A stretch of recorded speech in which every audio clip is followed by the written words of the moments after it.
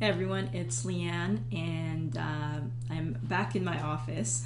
Not that I haven't been here for the last 2 days, just that I've recorded videos for you from Lake Chabot. So now I'm here in the office, and I actually just finished my lunch. I had a plate of rice with vegetables and some chicken adobo, and that's a Filipino dish, by the way. It's like chicken with soy sauce and vinegar. Really, really good. My wife made it yesterday.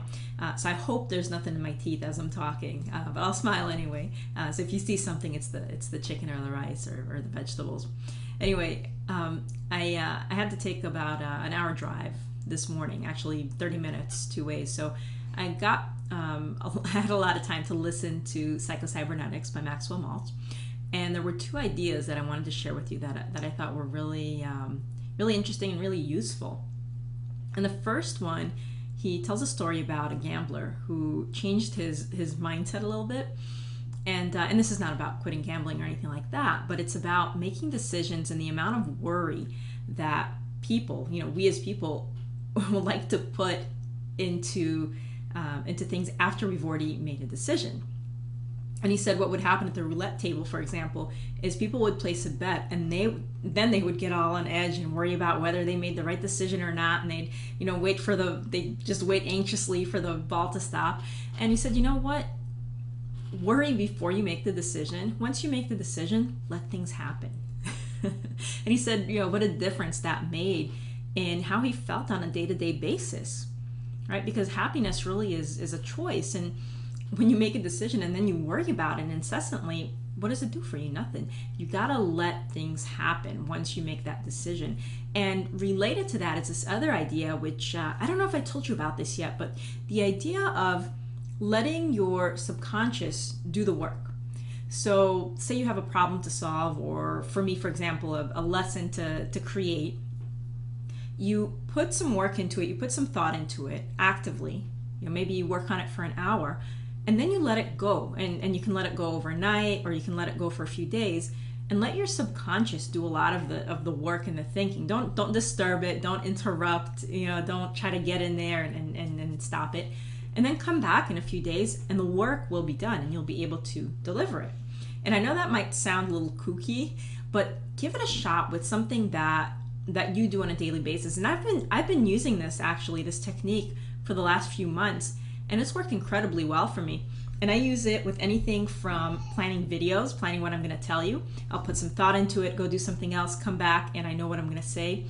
Or I've done it with, and actually I did it this week with a lesson that I had to plan for a course that a group of us are putting together on mobile marketing.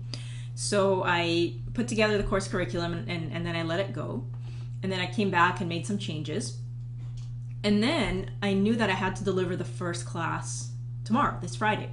And instead of stressing about it or worrying about it, I put some work into it last week. And then I just let it marinate in my head. I didn't even really think about it actively or sit down and draw things out. If something came up, I'd write it down. I'd take a quick note.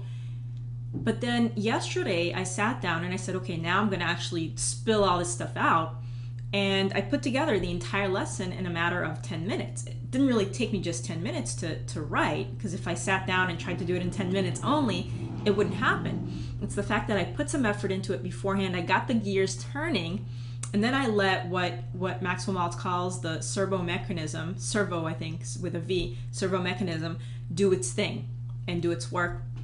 Came back to it and basically spit it out, right? I put it in the machine, I let it go whatever the computer in there does, and then spit out whatever creativity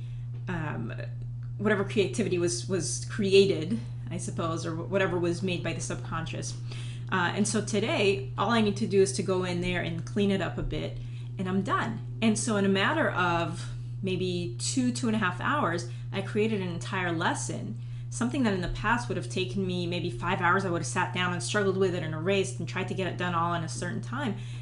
And if you just let your subconscious do the work, you'll get powerful results, and you'll spend less active time working on it, okay? Because your brain has got all that power. You just need to get out of its way.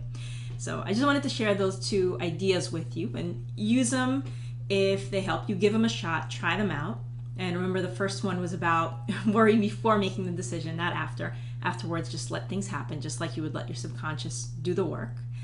And try it out and see how it works. And if you really want to delve deeper into that, I really highly recommend that you try Psycho-Cybernetics. I like the audiobook. I think it goes into my head a little bit more.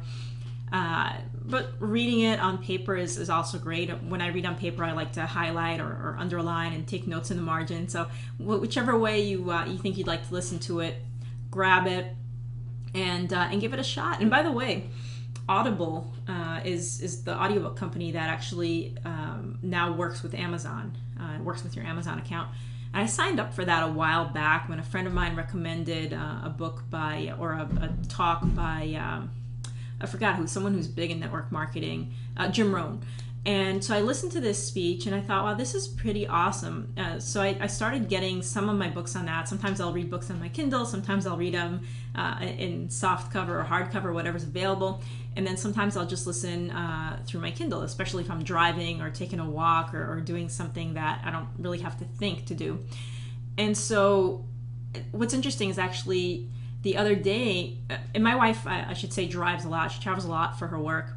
And so the other day she said, can you get me more books? And I was like, oh, we have an Audible account. So I set it up on her phone and we downloaded a book for her. And she listened to it. She had like a 3 or 4 hour drive back and forth, and she listened to a bunch of books, and it just made her experience more enjoyable. And of course, I got her a book that was positive, and she gave me a couple of choices of what she wanted, and I was like, okay, let's get something like this. So I don't know. Consider getting Audible. I'm not selling it or anything, but I really like it, especially if you have a commute to work, for example, whether it's on the train or in a car, and grab Psycho-Cybernetics or grab another book that you've been wanting to read that's going to enhance your life. So, I mean, there's nothing wrong with reading about vampires and Sookie Stackhouse and Shades of Grey and whatever else you like to read. I enjoy that too.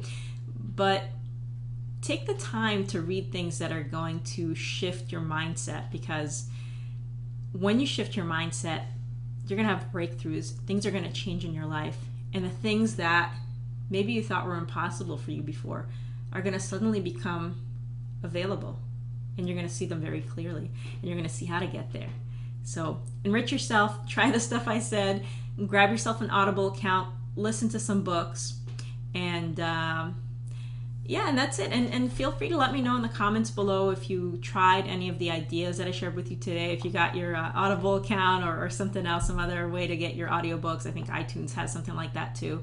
Let me know. Just keep in touch with me. Write me back if I sent you an email, and I love to hear from you.